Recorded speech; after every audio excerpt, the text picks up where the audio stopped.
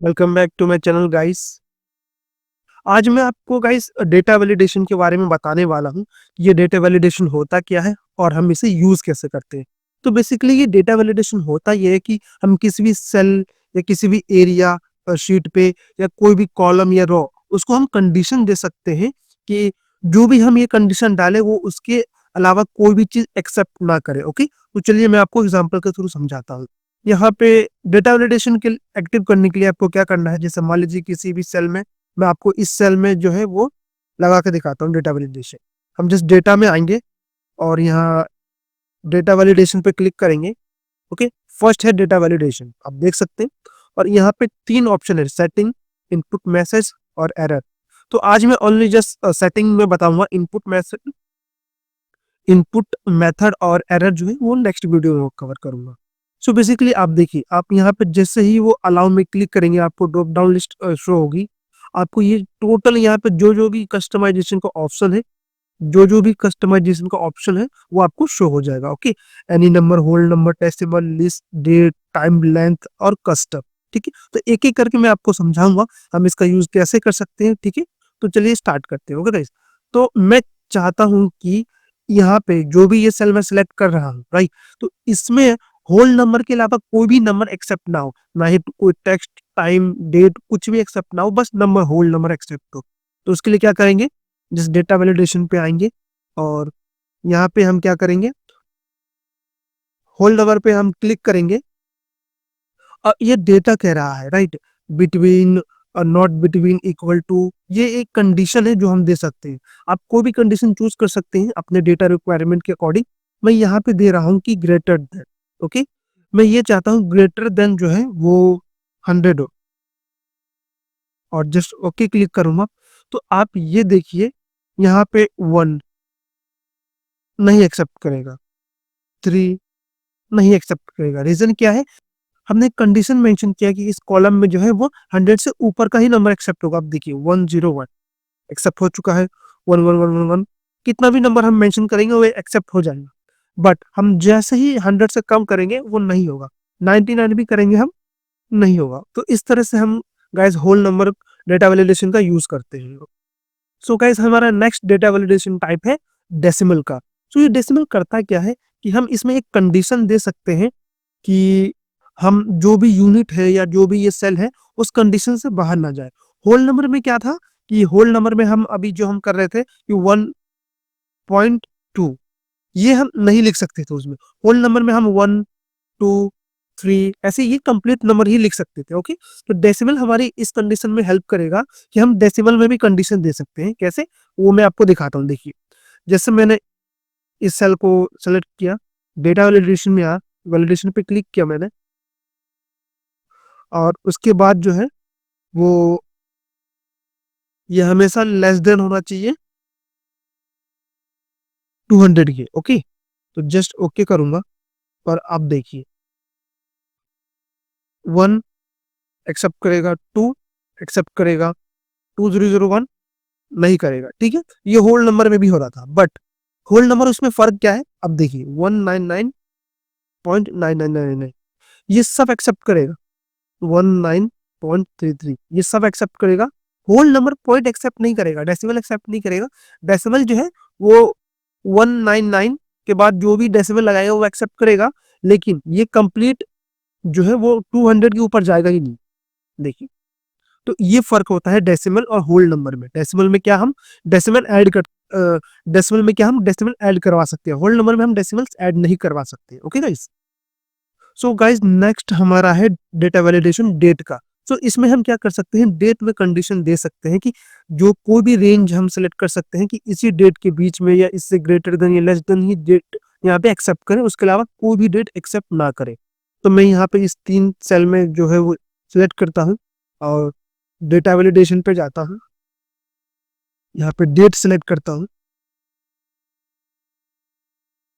Okay, और देखिए अब यहाँ पे equal to, not equal to, okay, greater than, less than, between, ये सारे ही कंडीशन है, आप कुछ भी चूज कर सकते हैं। अगर मैं यहाँ पे जैसे मान लीजिए जो है वो ग्रेटर देन चूज करता हूँ, ग्रेटर देन, ओके, और मैं ये चाहता हूँ कि इसमें जो है वो 12/10/2024। इसके बाद की ही डेट आएगी, इससे इससे पहले की डेट नहीं आएगी, यानी 12/10/2024 से पहले की जो भी डेट है, यानी 11/10, ओके, 9/10 या कोई भी डेट वो नहीं आई। अब जस्ट देखिए, अब देखिए मैंने जस्ट ओके किया। अब मैं क्या करूंगा, यहाँ पे 12/10/2024 ये एक्सेप्ट नहीं करेगा। क्यों? क्योंकि इससे ज्यादा का चाहिए। अब देखिए, मैं यहाँ पे 13/10/2024 ये एक्सेप्ट हो चुका है, राइट गाइस। अब देखिए, मैं यहाँ पे 11/10/2022 नहीं लेगा। मैं यहाँ पे 24 भी मेंशन करूंगा तो भी नहीं लेगा। क्यों? क्योंकि यहाँ पे कंडीशन क्या है डेट का, कि ये जो है 12/10/2024 से बड़ा जो डेट है उसे ही कंसीडर करेगा यहाँ पे, उसके अलावा कोई भी डेट कंसीडर नहीं करेगा। ओके,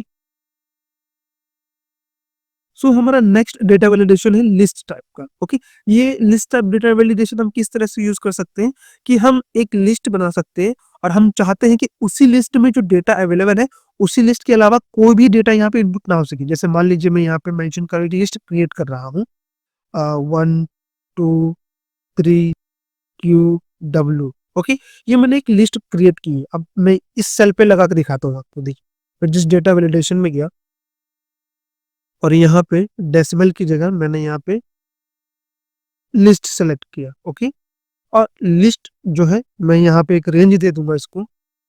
अब देखिए, मैं चाहता हूं कि इस लिस्ट में जो है वही डेटा वैलिडेशन में है, अदरवाइज कोई ना। तो अब देखिए, मैं यहाँ पे कुछ भी टाइप करूंगा नहीं लेगा। क्यों? क्योंकि अब देखिए, यहाँ पे एक लिस्ट खुलेगी, तो हम जो ये लिस्ट यहाँ पे अवेलेबल है उसी लिस्ट में से हम यहाँ पे कोई भी नंबर एंटर कर सकते हैं। उसके अलावा हम कुछ भी यहाँ पे एंटर नहीं कर सकते। ओके, चाहे हमने अल्फाबेट डाला हो इसमें, या डेट डाला हो, टाइप डाला हो, न्यूमेरिक डाला हो, कुछ भी लिस्ट से क्रिएट कर सकते हैं और वो वहीं वहां पे डाल सकता है कोई भी पर्सन जो जिसको हम वहां पे वैलिडेट करेंगे। ओके गाइस, सो गाइस हमारा नेक्स्ट डेटा वैलिडेशन है टाइम का। सो बेसिकली ये डेटा वैलिडेशन क्या करता है कि हमें टाइम को वैलिडेट करवाता है। ओके, सो चलिए मैं आपको बताता हूँ एग्जांपल से कैसे। यहाँ पे जस्ट हम डेटा वैलिडेशन पे जाएंगे और ये डेटा वैलिडेशन एक्टिव किया हमने। यहाँ पे हमने टाइम सेलेक्ट किया। अब ये पूछ रहा है, जैसे मान लीजिए मैं ये चाहता हूँ कि जो भी टाइम हो यहाँ पे वो अ, 10 बजे के बाद की ही हो, सुबह के 10 बजे के बाद की टाइम डले। ओके, तो ग्रेटर देन 10 डाल दिया मैंने और जस्ट ओके करूंगा। अब देखिए, यहाँ पे मैं 9 डालूंगा, एक्सेप्ट नहीं करेगा। अब देखिए, मैं यहाँ पे 11 डालूंगा, एक्सेप्ट हो चुका है। यहाँ पे मैं 12 डालूंगा, एक्सेप्ट हो चुका है। ओके, तो ये जो है वो 10 बजे सुबह के बाद की जो डेट है वो यहाँ पे एक्सेप्ट करेगा, उसके अलावा कोई भी डेट एक्सेप्ट नहीं करेगा। ओके, तो इस तरह से हम टाइम डेटा वैलिडेशन का यूज करते हैं गाइस। गाइस हमारा नेक्स्ट डेटा वैलिडेशन है लेंथ टाइप का।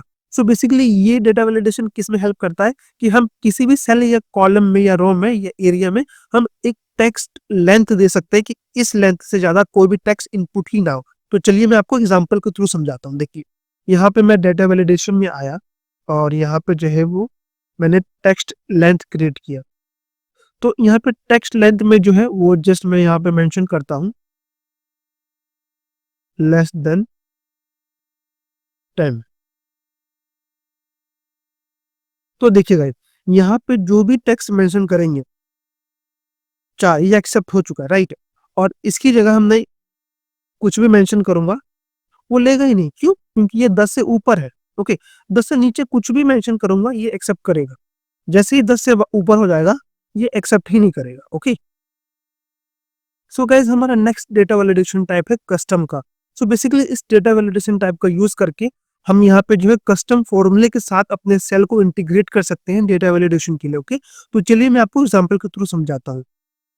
डेटा वैलिडेशन पे आया और यहाँ पे मैंने कस्टम सेलेक्ट किया और यहाँ पे ये फॉर्मूला चाहता हूं मैं कि अगर ये वाला सेल इक्वल टू हो इस वाले सेल के, तो इनटू कर दे इसको 30 से। ओके, तो अब देखिए गाइस, अगर यहाँ पे 2 है तो यहाँ पे क्या आना चाहिए 60, राइट। 60 के अलावा कोई भी नंबर होगा यहाँ पे एरर देगा, देखिए, राइट। और यहाँ पे मान लीजिए अगर 1 है तो यहाँ पे क्या आना चाहिए गाइस, हमने किससे इंटू करा था 30 से, तो यहाँ आना चाहिए 30। ओके, अब 60 देंगे तो एरर आएगा, राइट। तो इस तरह से ये डेटा वैलिडेशन चेंज होता रहेगा। अगर हम यहाँ पे 5 मेंशन करते हैं तो अब क्या आना चाहिए यहाँ पे 150। ओके, इसके अलावा कोई नंबर होगा तो ये एरर देगा यहाँ पे। ओके, तो इस तरह से जो है हम कस्टम डेटा वैलिडेशन का यूज करते हैं। ओके, तो आई होप ये वीडियो काफी आपको हेल्प करेगी डेटा वैलिडेशन को समझने के लिए और आपके वर्क में यूज करने के लिए। ओके, अगर कोई भी डाउट्स या क्वेश्चन है तो आप मुझे कमेंट कर सकते हैं, मैं आपकी पूरी हेल्प करूंगा। ओके गाइस, तो आपसे मुलाकात होगी मेरे नेक्स्ट वीडियो में, तब तक के लिए thank you so much guys.